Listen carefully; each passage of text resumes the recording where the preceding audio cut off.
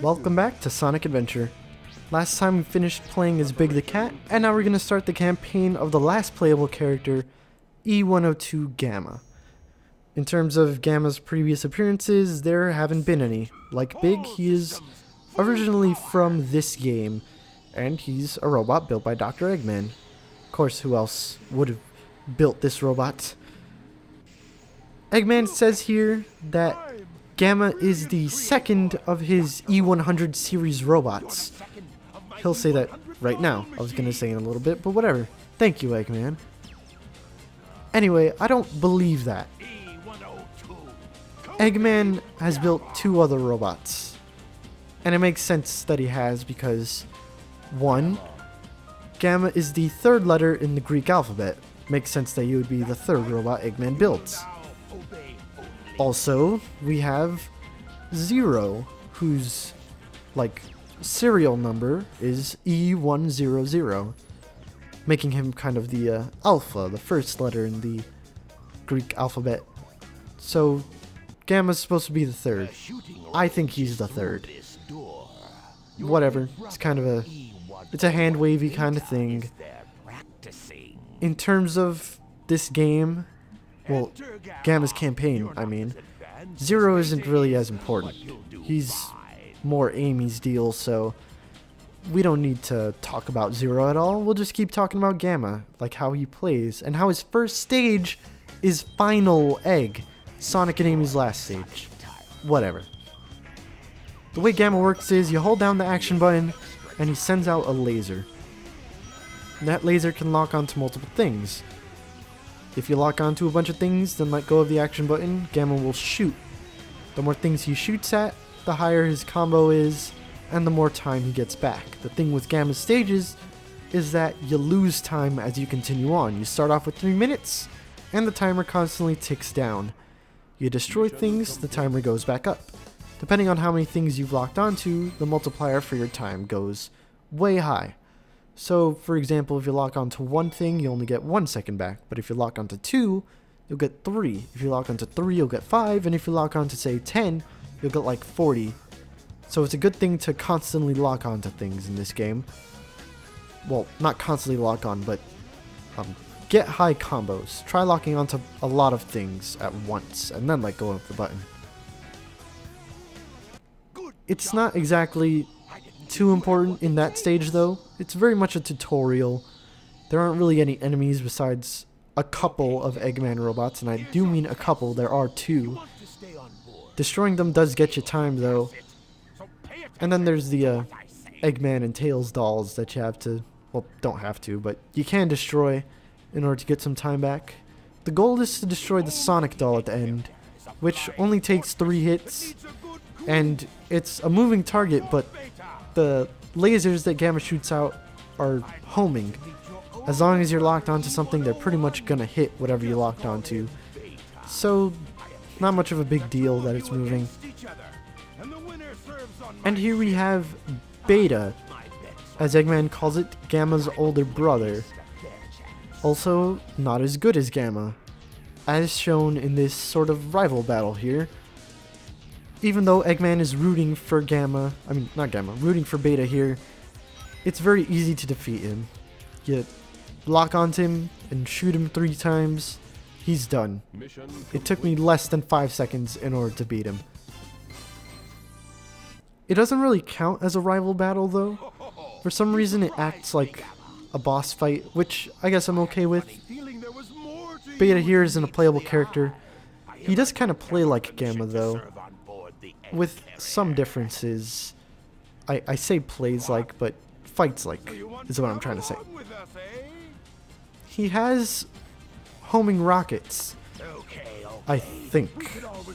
I don't often let him get his attacks off on me, so I don't know exactly what his attacks are, but I can assume with proof of stuff that happens later on that he has rockets that he could shoot at you, and if he does shoot them at you, they're pretty slow moving. You can lock onto them to destroy them, and they won't hassle you anymore.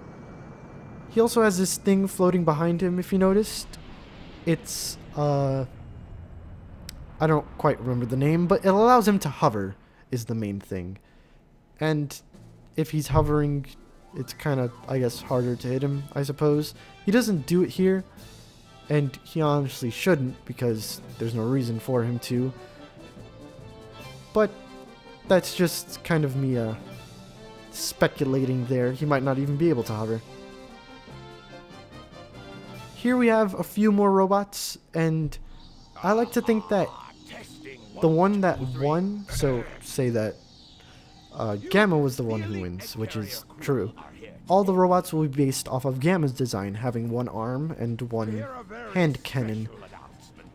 If Beta were to win, then I think the other ones would have 2 hand cannons, which is not very good for the current mission that they're being given to capture Froggy. If they didn't have hands, they probably wouldn't be able to grab Froggy and actually pick him up, you know? The other robots are also part of the E-Series, and they have similar names to Gamma, all being Greek letters further down the alphabet. E103 is Delta, E104 is Epsilon, and E105 is Zeta, if I'm remembering my Greek alphabet correctly. There's Cream the Rabbit making a small cameo again. We have a general idea of where Froggy is. You can talk to the townspeople in order to figure out where he is, although they will start off their conversations with, "Oh my god, it's a giant robot made by Eggman, it's gonna kill me." You don't have to assume that it was made by Eggman. I mean, I have the same color scheme, which denotes my importantness and my devotion to the Eggman Empire, but, you know, I might not be. Froggy's in Emerald Coast, and we need to get into there. But first I want to show off a couple of forms that Gamma has. If you fall to the ground at a high speed, Gamma will kind of go into this tanky mode, where he moves about much faster. If you step onto water, well, he won't actually step into it. Gamma will float there, kind of going into this helicopter mode. He can't actually go inside of the water, which kind of sucks if you're trying to go into a Chow garden or something like that, because a lot of them have water, and the Chows don't really like water if they can't swim. So if you want to try and take one out of the water, you can't do so as Gamma, because Gamma can't actually step into it. Here in Emerald Coast, there are a bunch of coconuts, by which I mean the badniks that are monkeys, not actual coconuts. And they will damage you even though you're part of the Eggman Empire as well. You shouldn't actually take damage from those guys. And that one was floating there on top of the, well, after I destroyed the umbrella, but whatever. There is a time limit for this stage as well, but honestly, it doesn't really matter as much as in later stages. There's not really a fear of the timer going down. In fact, you probably don't even need to destroy any of Eggman's robots in order to beat the stage. A neat thing that happened for a brief amount of time, but I didn't mention it. When Gamma is in his rolling mode, where he's kind of driving around as a tank, I'll call it tank mode, I guess, he leaves tread marks in the sand, which is a pretty neat thing. I like that. As we saw there, Froggy was just kind of floating in a bubble like other animals, and for some reason, Big wasn't there. As we know from Big's story, and I preferred that one to be true over this one, even though I like this story more. Big had Froggy in his hands, and then Gamma just came out of nowhere and stole it from him. In this story, Gamma doesn't really meet Big, and thus there's not really a reason that Big follows Gamma onto the egg carrier. Also, after this flashback sequence, Gamma will kind of be teleported to the egg carrier. So, I guess she took over his body and walked to the egg carrier with Big following.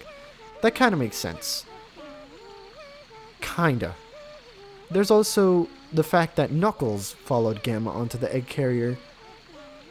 As we know, Gamma gets there after this flashback, well, as I spoiled. And the way to the egg carrier is by going through the train to Mystic Ruins, and then going in that minecart past the maze area to the docking area of the egg carrier.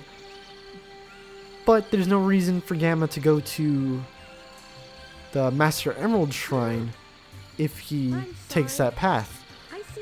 So there's no reason for Knuckles to see Gamma after he discovers that the last pieces of the Master Emerald are on the egg carrier, and then follow him to the egg carrier. Unless Tikal decided to take a detour and find Knuckles in order to lead him there, which would kind of make sense, because she's an Echidna and she knows the importance of the Master Emerald and such, so she would want Knuckles to find all the pieces. But then you gotta question, how does she know that they're there? Or how would she get Gamma to Knuckles, or even know where Knuckles is? She could just kind of fly around in her fairy form, I suppose, but that's very fan-fiction-y. I don't take that as canon, but it still provides plot holes in the story, which kind of suck. You know, I like Gamma's story, but I gotta be able to criticize it too, you know? Here Tikal talks about how there's these Chow singing, and there's a guardian presence kind of watching over the Chow. That guardian presence is Chaos. She says that it's gentle and loving, even though we know that it's not because we fought it multiple times. And, you know, it's evil. It's working for Eggman. Briefly, previously, as Eggman, well not as Eggman, as Gamma was being taken to the egg carrier as the flashback sequence was fading away, we heard the other E100 robots just kind of talking amongst themselves, saying that my frog is better than yours and stuff like that. Mine is the real frog. Kind of shows that they have a little bit of personality in them. But of course, we have the actual frog because we're the main character. Well, not the main character, but we're the playable character. So that means we're more important. And this scene right here, it's a bit sad. Not exactly in the right... Well, I don't want to say in the right graphical style, but it doesn't have quite the graphical fidelity that would make the scene more powerful. If you understand what's going on, it is quite interesting, I'll say. We can see that, you know, Gamma's reward for finding the frog is that he doesn't get turned to scrap. So, you know, he has to watch as his brothers kind of get teleported away to who knows where, probably to get destroyed or remodeled into other robots. And they do have some slight personality. We saw them talking amongst themselves. So, you know, it's kind of like Eggman's killing someone. Maybe. I don't know. Just kind of assuming. I don't want to spoil anything for this 18-year-old game. So I'm just kind of leaving things a bit open-ended for you. As we see here, there are a bunch of parts from a black robot. Probably Beta. Although that gun there wasn't exactly Beta's gun. This is Beta though. We are looking at Beta getting remodeled and stuff. But that gun that was on the floor wasn't one of Beta's guns. Beta had the two large hand cannons, while the other E100 series have those single arm blasters that have the homing shots and stuff. So a bit of an inconsistency there. This scene is also meant to look a bit menacing. Well, at least I think it's supposed to look menacing. But I don't think that's the tone that they should have gone for. I think they should have gone for a more somber, a bit sad. Because it's Gamma looking on as his brother, as Eggman puts it, is getting remodeled and probably stripped of what free will he has in order to become this machine. I mean, I know they're already machines, but as we know with this scene that's coming up with Gamma and Amy here, that they have some free will. They can think for themselves if they want to, even though he's kind of following someone else's orders, I guess. He's following Amy's orders instead of Eggman's, but he chose to do that, you know. He has his free will. He can think for himself. That's what kind of separates Gamma from a lot of the other stories, I think. Gamma's character development happens pretty quickly, and it all happens in this game. I mean, there is kind of some character development for Tails and Amy and such, but they appear in further games, and they don't really... Excuse me, they don't really change from how they were before the character development. They're pretty lackluster in their personalities, I guess.